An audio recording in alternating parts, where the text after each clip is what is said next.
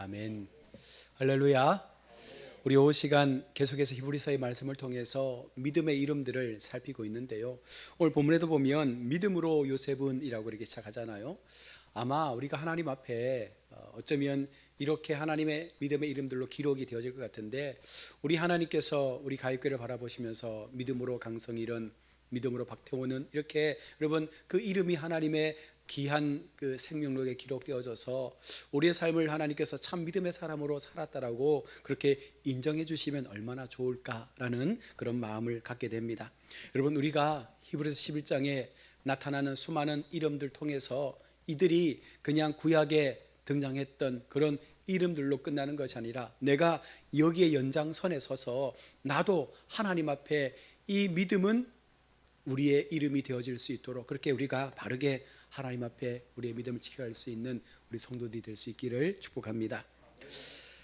한 사람 한 사람 그 이름 모두가 하나님의 손에 붙들린 인생이 바로 히브리서 11장의 믿음의 사람들입니다. 그들의 삶을 보면 믿음이 무엇인지 그냥 이론적으로 말씀하는 것이 아니라, 그들은 이 믿음을 삶으로 살아냈음을 보여주는 하나의 그 인생의 모든 부분들을 바로 믿음은이라는 이 한 단어 속에 다 담고 있다는 것입니다. 오늘 그 중에서도 요셉과 모세의 믿음을 통해서 우리의 신앙을 한번 돌아볼 수 있는 시간이 되길 원합니다. 마지막 순간까지 약속을 붙잡았던 요셉의 믿음이 등장합니다. 요셉은 이제 죽음을 앞두고 있는데, 죽음을 앞두면서 요셉이 하는 말이 무엇입니까? 하나님이 반드시 너희를 인도하여 이 땅을 떠나게 하실 것이다. 요셉의 마음 가운데 하나님께서 마지막 요셉의 마음을 움직이신 것은 바로 이것이죠. 그리고 자신의 뼈를 애굽에 묻지 말고 너희가 가는 그 새로운 땅에 나의 뼈를 가져가서 그 땅에 나를 묻어달라고 요청을 하고 있습니다. 여러분, 요셉은 평생 애굽에서 살았습니다.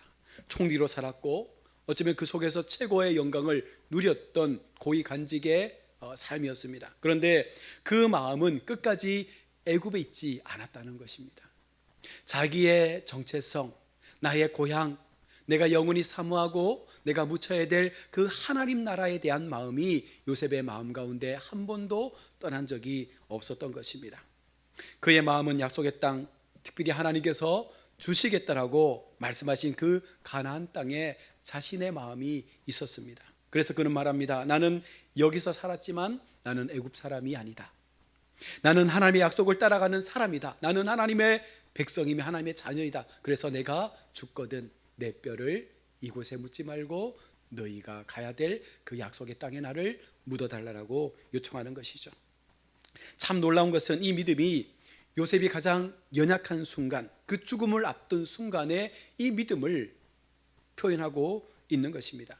사람은 마지막 순간 진짜 붙잡고 있는 것을 이야기하지 않습니까? 우리가 죽음 앞에서 가장 두려워하는 것들이 무엇입니까? 내가 지금까지 붙잡고 있었던 것들이 그 죽음의 순간에 드러나는 것입니다. 여러분, 우리가 정말 믿음의 삶을 붙잡고 살아왔다면 우리는 마지막 순간 정말 주님 앞에 오늘 요셉처럼 나는 하나님의 나라로 갑니다, 나는 하나님 앞에 이제 영원한 삶을 향하여 나아갑니다 라는 그 마음 때문에 결코 그 죽음이 두렵지 않고, 세상에 두고 왔던 모든 그 금은보화가 아무런 의미 없는 것들처럼 여겨지게 될 것입니다. 요셉은 마지막까지 하나님의 약속을 붙잡고 눈을 감은 거예요. 얼마나 이것이 하나님 앞에 귀한 삶이겠습니까?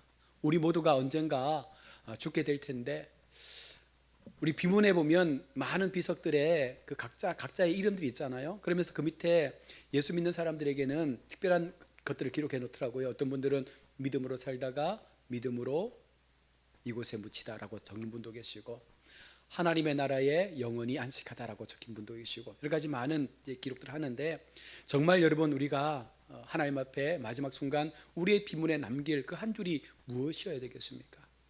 누구누구는 믿음으로 살다, 믿음으로 마쳤다, 그리고 지금은 하나님 품에 있다. 여러분, 이것만큼 위대하고 가장 아름다운 죽음이 어디 있겠습니까?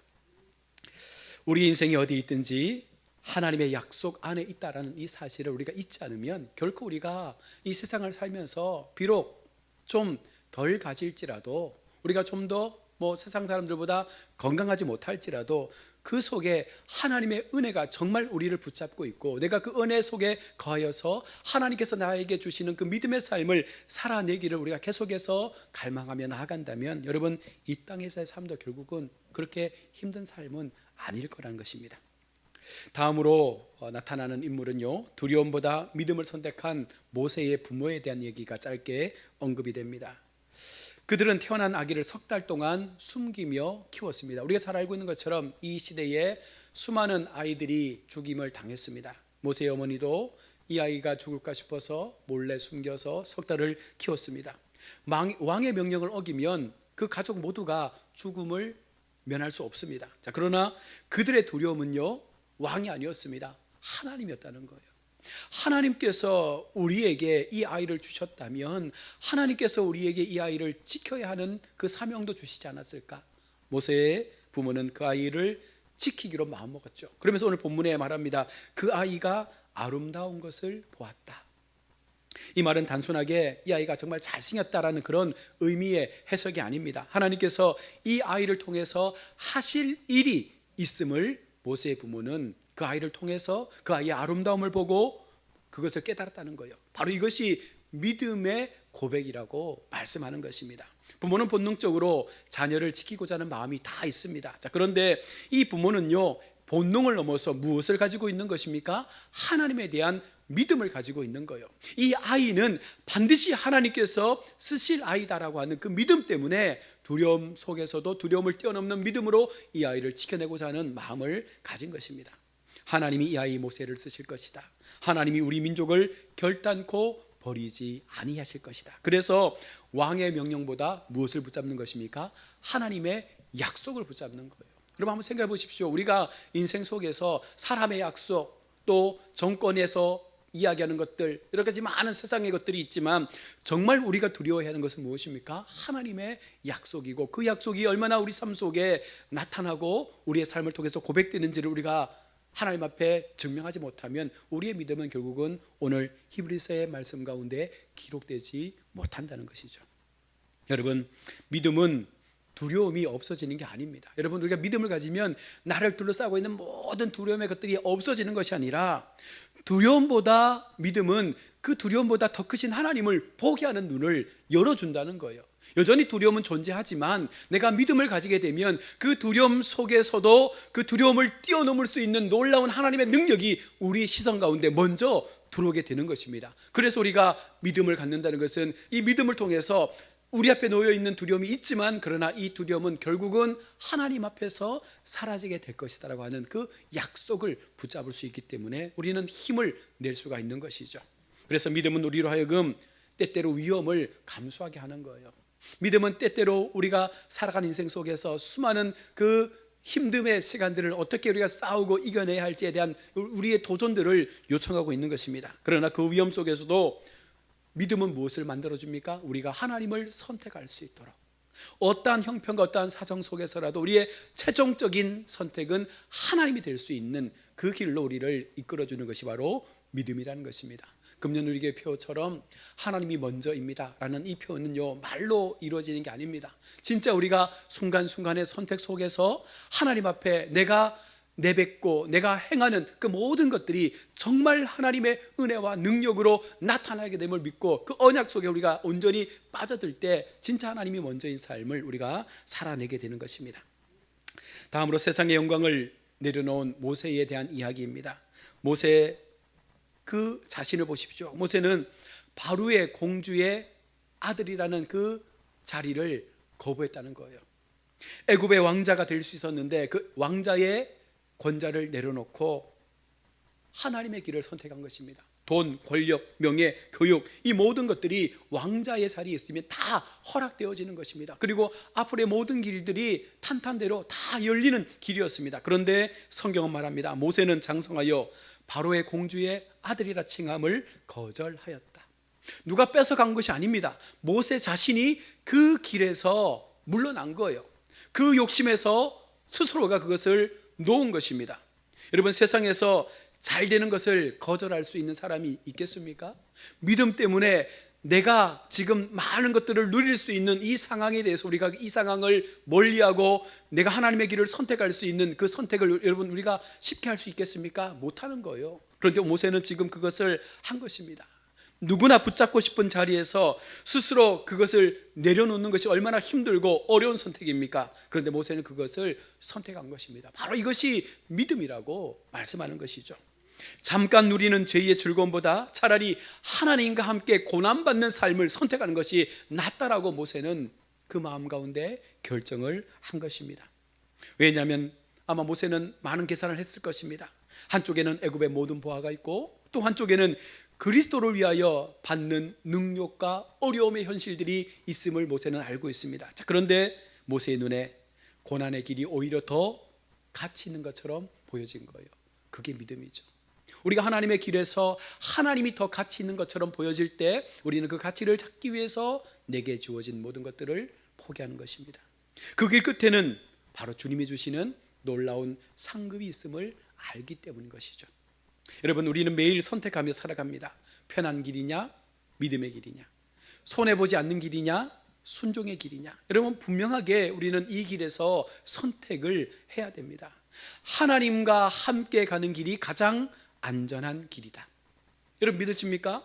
우리가 하나님 앞에 걸어가는 그 모든 시간 속에서 선택하게 될 때 세상에서 추구하는 것들을 우리가 선택할 수도 있고, 하나님께서 그것이 아니다라고 말씀하면서 이 길로 우리를 이끌어 가실 때 우리가 하나님의 길을 선택할 수도 있는데, 당장 눈앞에서 우리가 선택하는 것들이 당장의 우리의 손해를 이야기할 수도 있지만, 여러분, 우리는 하나님의 마음을 갖고 하나님의 길을 선택합니다. 그러면 그 길이 가장 안전한 길이 될 줄로 믿습니다. 모세는 보이지 않는 하나님을 보고 믿음의 길을 걸었습니다. 모세는 애굽을 떠났습니다. 한 번은 도망자로 애굽을 떠났고, 나중에는 하나님의 백성을 이끄는 자로 다시금 그 길을 떠나게 되는 것입니다. 그가 바로 앞에서도 흔들리지 않았던 이유가 어디에 있습니까? 보이지 아니하는 자를 보는 것 같이 하였다고.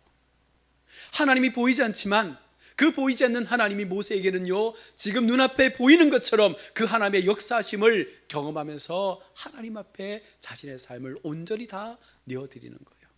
믿음을 갖고 난 순간부터, 하나님 앞에 그 믿음의 삶에 대한 목적이 분명해지는 그 순간부터 모세는 내 옆에서 함께 하시는 하나님을 항상 같이 있는 것처럼 믿으면서 그 모든 애굽에서의 여정들을 만들어간 것입니다. 여러분, 믿음이란 무엇입니까? 보이지 않는 하나님을 실체처럼 붙들고 사는 거예요.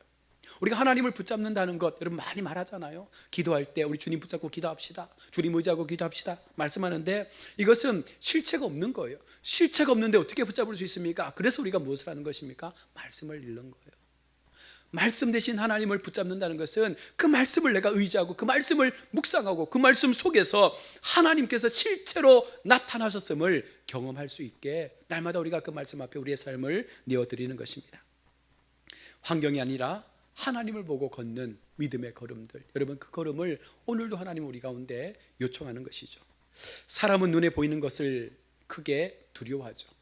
눈에 보이는 상황에 대해서 우리는 크게 두려워합니다. 그러나 하나님이 크게 보이면 그 두려움의 환경은 작아질 수밖에 없는 거예요.